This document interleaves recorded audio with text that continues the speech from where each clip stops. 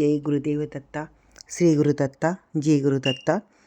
శ్రీ గురు చరిత్రలో అధ్యాయం 16లో గురు భక్తి గురించి, గురువు దగ్గర శిష్యుడు ఎలా ఉండాలి అనే విషయం మీద చాలా అద్భుతంగా గురు చరిత్ర మనకు తెలియచేసింది. అదేంటో ఒకసారి చూసేద్దామా. శ్రీ గణేశాయ నమః, శ్రీ సరస్వత్యై నమః, శ్రీ గురుభ్యో నమః. నామధారకుడు సిద్ధ సరస్వతి ఇద్దరి మధ్య జరిగిన సంవాదమే గురు చరిత్రగా కూర్చోబడింది. కాబట్టి నామధారకుడు సిద్ధయోగికి నమస్కరించి అడుగుతున్నారు, మహాత్మా, శ్రీ గురుని ఆజ్ఞను అనుసరించి తీర్థయాత్రలకు వెళ్ళిన శిష్యులు ఎవరు, అటుపై ఏం జరిగింది అని అడిగితే సిద్ధయోగి ఇలా చెప్పారు, నామధారక, నీవు గురుభక్తుల్లో చాలా ఉత్తముడివి. ఇంతకాలం నన్ను గురుకథ చెప్పమని ఎవరూ కోరనందువలన నా మనసు నివురు కప్పినట్లయింది. నీవిప్పుడు ఆయన గురించి ఇంతగా ఆసక్తితో అడుగుతుంటే నీకు చెబుతూ ఉండడం వలన ఆయన కథలు గుర్తు తెచ్చుకున్న కొద్దీ నా మనసు మేల్కొన్నట్లు అవుతున్నది, ఆనంద పారవశ్యం కలుగుతున్నది. నీవు కూడా నాకెంతో ఉపకారం చేశావు. నీ వయసులో చిన్నవాడివి, కానీ శ్రీగురుని అనుగ్రహం వల్ల లోకశ్రేష్ఠు అవుతావు. నీ వంశమంతా పుత్ర పౌత్ర ధన ధాన్యాలతోనూ సుఖ సంతులతోనూ విలసిల్లుగాక. శ్రీగురుని చరిత్ర చెబుతాను అని చెప్పి ఆ విషయాన్ని చెప్తున్నాడు. ఎందుకంటే అది మానవులకి కోరిదగినవన్నీ ప్రసాదించడం కామధేనువు శ్రీ గురు చరిత్ర కాబట్టి. పైగా చెప్తున్నాడు సిద్ధ సరస్వతి, ప్రమాణం చేసి చెబుతున్నాను, నిజంగా విను, శ్రద్ధగా విను అంటుంటే, శ్రీ గురువు ఆజ్ఞను అనుసరించి శిష్యులందరూ తీర్థయాత్రకు వెళ్ళారు కదా, నేను మాత్రం వారిని సేవిస్తూ వారి చెంతనే ఉండిపోయానంటున్నాడు సిద్ధ సరస్వతి. అందరూ వెళ్ళిపోయినా ఈ సిద్ధ సరస్వతి మాత్రము స్వామి దగ్గరే ఉండిపోయారట. అప్పటి నుండి 1 సంవత్సరం పాటు శ్రీగురుడు వైద్యనాథంలోనే ఉండిపోయారట గుప్తంగా.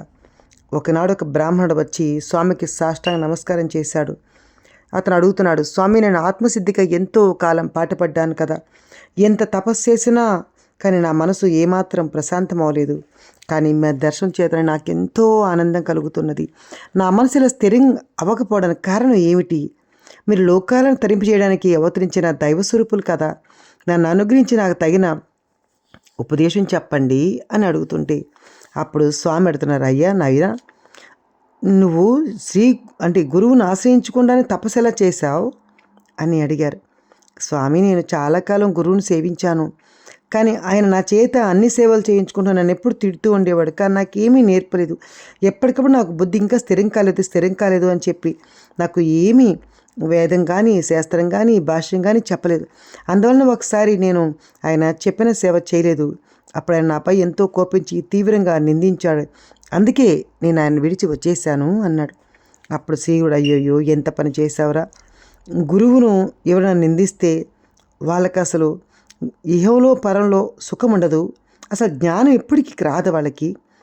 వాళ్ళు ఎందుకు చెప్తున్నారో అర్థం చేసుకోకుండా ఇలా వచ్చేసావా అని చెప్పి శ్రీగురుడు చెప్తారు. అప్పుడు దానికి అతను అంటాడనమాట, స్వామి దయాసాగర, నేను బుద్ధిహీనుణ్ణి, అజ్ఞానంతో గురుద్రోహం చేశానయ్యా.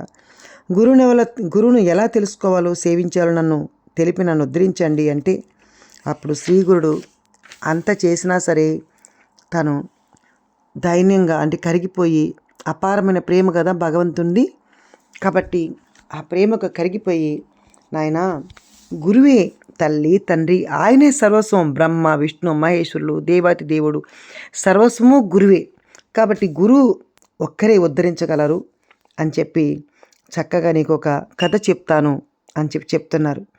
ద్వాపరయుగంలో దోమిడనే ఒక మహర్షి ఉండేవాడు. ఆయన దగ్గర 3 శిష్యులు ఉండేవారు. వాళ్ళు అరుణి, వైద్యుడు, ఉపమన్యు అనే 3 శిష్యులు.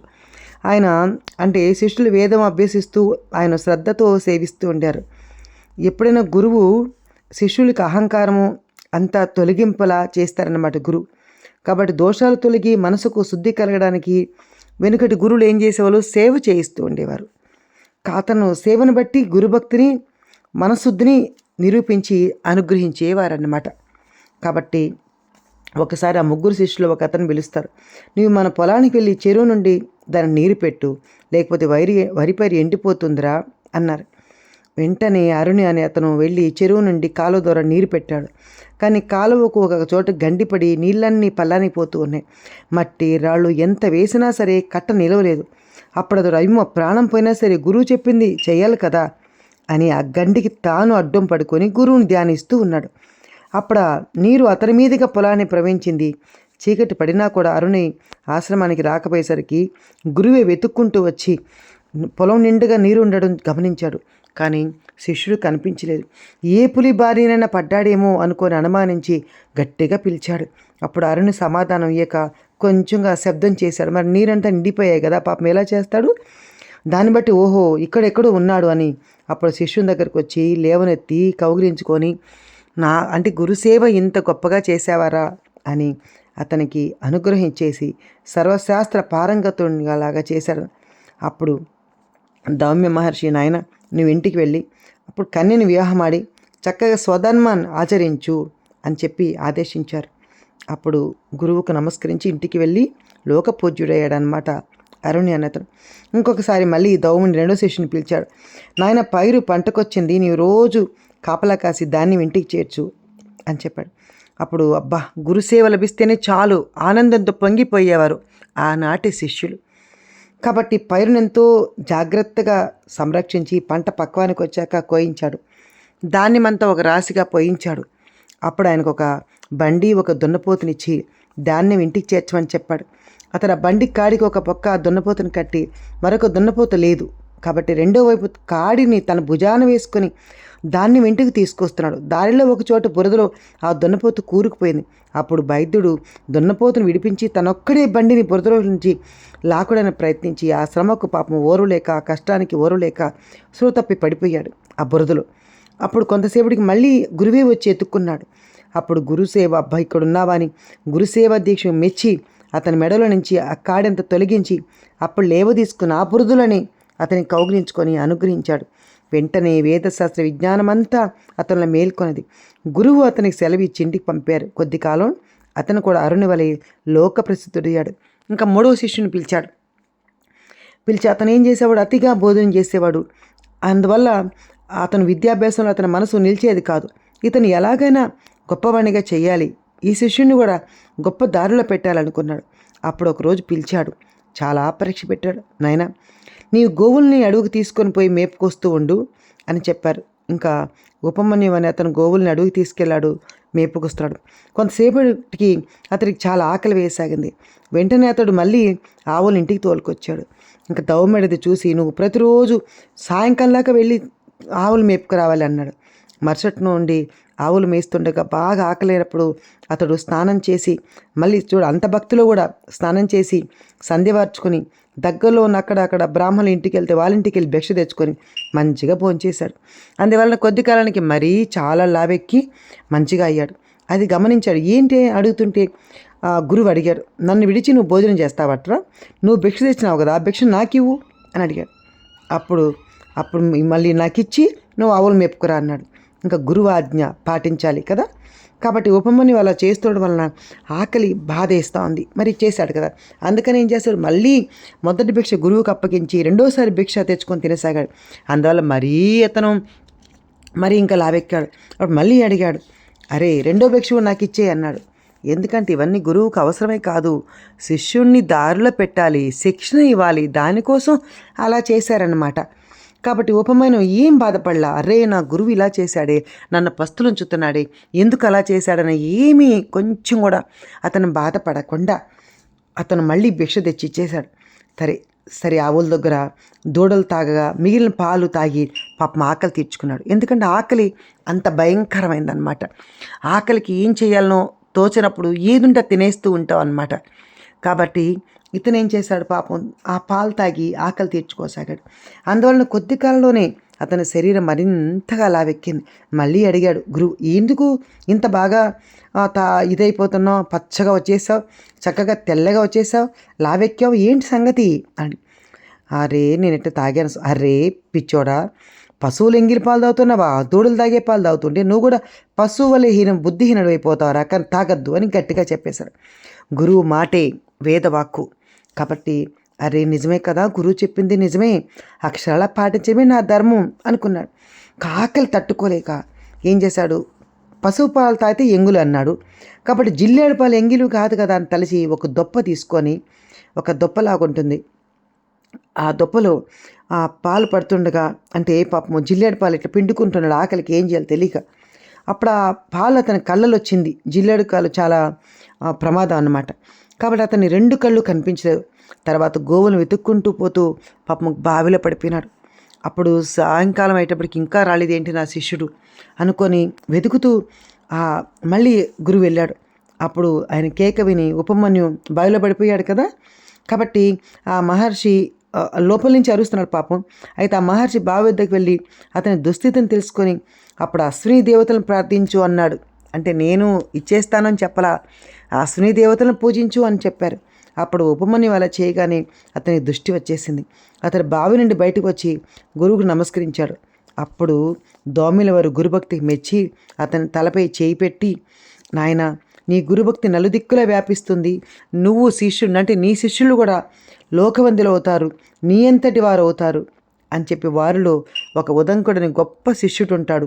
అతడు కూడా గురుభక్తి చేత నాగలోకాన్ని జయిస్తాడు, నీకు నాగకుండలాలు నీ దక్షిణగా సమర్పిస్తాడు, నీ కీర్తిని శాశ్వతంగా అతను ఉంచుతాడు అని ఆశీర్వదించారు. అతడు గురుకృప వలన వేదశాస్త్ర పారంగతుడై ఇంటికి వెళ్ళి గృహస్థాశ్రమం స్వీకరించాడు. ఇట్లా గురువు దగ్గర అనుగ్రహం పొంది వాళ్ళు గొప్ప గొప్ప వాళ్ళు అయ్యారనమాట. ఆ విషయమే శ్రీగురుడు చెప్తున్నాడు ఇతనికి, నాయన ఎంత పని చేసావరా నువ్వు, గురువుని అనుగ్రహంతో పొందలేదు ఏది ఉండదురా, గురుద్రోహం చేస్తే ఇహాల్లోనూ పరంలోనూ సుఖమే ఉండదు, నీవెంత తిరిగినా సరే వ్యర్థమే. కనుక నువ్వు వెంటనే ఎవరినైతే గురువుని అనుకున్నావో ఆ గురువుని వెళ్ళి నువ్వు ఆశ్రయించు, ఆయన్ను ప్రసన్నం చేసుకో, ఆయన సంతోషపెట్టు, ఆయన ఏం చెప్తాడో అది చేసుకో. ఆయన ప్రసన్నుడైతేనే నీ మనసు స్థిరమవుతుంది, నీకు మంచి జరుగుతుంది అని చెప్పారు. ఇంకప్పుడు ఆ గురుని మాటలు విన్న శ్రీగురుని మాటలు విన్న బ్రాహ్మణుడు, స్వామి నేను అజ్ఞానం వలనే ఈ గురుద్రోహం చేశాను స్వామి, అయ్యో నా గురువు ఎన్ని మాటలు అన్నాను, గురువుకు అపరాధం చేశానే, విరిగిన నా గురువు మనసు అతకడం సాధ్యం కాదు, ఇంకా నేను ఎందుకు బ్రతకాలి స్వామి అని బాధపడ్డాడు. నా పాపానికి ప్రాణాలు విడుస్తాను స్వామి అంటే అప్పుడు తీవ్రమైన పరితాపంతో ఆత్మహత్యకి సంసిద్ధుడయ్యాడనమాట. అప్పుడు శ్రీగుడు మనస్సు కరిగి, నాయన తీవ్రమైన పరితాపంలో నీ దోషం నశించి వైరాగ్యం కలిగింది, ఇప్పుడు గురువును మనసారా స్మరించి ఎప్పుడైతే మనం పశ్చాత్తాపడ్డామో తప్పు చేసినప్పుడు తప్పకుండా మనకి అంటే పశ్చాత్తాపం మించింది ఇంకోట్లేదు, అప్పుడు స్వామి మనకు అనుగ్రహాన్ని ప్రసాదిస్తాడు. అలాగే పో, నీ గురువును మనసారా స్మరించు అని చెప్పి ఆశీర్వదించి పంపించారు. వెంటనే అతని కంఠం గద్గదమై శరీరం అంతా రోమాంచితమైంది. కన్నులు ఆనంద బాష్పాలతో నిండే అతడు కృతజ్ఞతతో స్వామి పాదాలు నమస్కరించి కానీ వేదశాస్త్రసారం అతని హృదయంలో ఉదయించింది. అప్పుడు శ్రీగుడు, నాయన నేను చెప్పిన గురు మహిమ హృదయంలో నింపుకొని నీవు గురువు వద్దకు వెళ్ళు, నీవు నమస్కరించగానే ఆయన ప్రసన్నుడవుతాడు, ఆయనేమీ కోపం మనసులో పెట్టుకోడు, గురువు ఎప్పుడు అట్లా ఉంటాడనమాట. మనం ఏదో తప్పు చేసినా సరే ఎప్పటికీ క్షమిస్తూనే ఉంటాడండి గురువు కానీ తల్లి కానీ తండ్రి కానీ ఎవరైనా సరే, కానీ మళ్ళీ ఆ తప్పు మళ్ళీ చేయకూడదు అనమాట. కాబట్టి ఆయన అదే చెప్తున్నాడు, ఆయనే నేనని తెలుసుకో, అందరిలో ఉన్న గురువుని నీ గురువుగా చూసుకో. మనం అనుకుంటాం నా గురువు దగ్గరికే వెళ్ళాలి, నా గురువే అని మనం ఒకరి బుక్స్ కూడా ఒకరు చదవం, ఒక గురువు రాసిన బుక్ ఇంకో చదవం, ఎందుకంటే నా గురువు నా గొప్ప అనుకుంటా. కానీ ఇది తప్పు. అందరి గురువులో నీ గురువుని చూసుకో అన్నాడు సాయినాథుడు కూడా. నన్నే పూజించని చెప్పాడా? ఇక్కడ అలా కాదు, మనం అందరినీ ప్రేమించు, అందరినీ చూడు, కానీ నీ గురువుని చూసుకో అని చెప్పాడు. అది మనం ఇక్కడ నేర్చుకోవాలన్నమాట. కాబట్టి ఆయనే నేనని తెలుసుకో అన్నారు. అతడు అలాగే చేసి తర్వాత ముక్తి పొందాడు. కాబట్టి గురుకృప ఎంతటిదంటే చాలా గురుకృప అండి. మనం గురువుని ఆశ్రయిస్తే మనం అంటే నమ్మాలి, గురువు యొక్క మనం ఏం చెప్తే అది నమ్మి గురువు యొక్క అనుగ్రహాన్ని పొందితే మనకు అన్నీ శుభాలని. గురు చరిత్ర అంతా గురువు గురించి చెప్తుంది, సచ్చరిత్ర మొత్తం జీవితాన్ని నేర్పిస్తుంది. కాబట్టి గురువు దగ్గర ఎలా ఉండాలి, అనుకోతూ మెలుకుతూ గురువు చెప్పింది చేయడం, అక్షరాలా పాటించడమే నా ధర్మం అని గురుచరిత్ర చెప్తుంది. కాబట్టి ప్రతి ఒక్కరూ గురుచరిత్ర చదవండి, గురువు అనుగ్రహానికి మనం పాత్రలు అవ్వాలి. మన గురువు దగ్గర మనం ఎలా ఉండాలో తెలుసుకునే ప్రయత్నం మనము చేయాలి. అందరూ చాలా వరకు చేస్తున్నాం, కానీ ఇంకా ఇంకా కూడా ఉత్తమ శిష్యులు అనిపించుకునేలాగా మనము చెయ్యాలి. జై గురుదత్త, శ్రీ గురుదత్త, సద్గురు సాయినాథ్ మహారాజ్ కీ జై, నృసింహ సరస్వతి కీ జై, గానుగాపురవాసి కీ జై, పీఠికాపుర నిత్య విహార మధుమతి దత్త మంగళ రూప, జయ విజయీ భవ దిగ్విజయీ భవ, శ్రీమదాఖండ శ్రీ విజయీ భవ. శ్రీపాదరాజం శరణం ప్రపద్యే, శ్రీపాదరాజం శరణం ప్రపద్యే. ఈ యొక్క అధ్యాయాన్ని చక్కగా మీరందరూ వింటారని మనస్ఫూర్తిగా కోరుకుంటూ జై గురుదేవ దత్తమ్మ. ఎందుకంటే గురు చరిత్ర అత్యంత పరమ పవిత్రమైంది. నీకు గురు దర్శనం కావాలంటే గురు చరిత్ర చదవాల్సింది, మహాత్ముల దర్శనం కావాలంటే గురు చరిత్ర చదవాల్సింది. కాబట్టి తప్పకుండా మీరందరూ కూడా గురుచరిత్రని భయపడవద్దండి. గురుచరిత్ర చదవాలంటే భయం వేస్తుంది అనొద్దండి. తప్పకుండా గురుచరిత్ర రోజుకు ఒక అధ్యాయన పారాయణ చేసి దాన్ని మననం చేయండి. అప్పుడు స్వామి మనకి అత్యంత అనుగ్రహాన్ని ఇస్తారండి. కాబట్టి గురుచరిత్రను ప్రతి ఒక్కరూ చదువుతారని నేను మనస్ఫూర్తిగా కోరుకుంటున్నాను. జై గురుదత్త. దిగంబర దిగంబర శ్రీపాదవల్లభ దిగంబర దిగంబర దిగంబర అవధూత చింతన దిగంబర. గురుదేవ దత్తకి జై. మా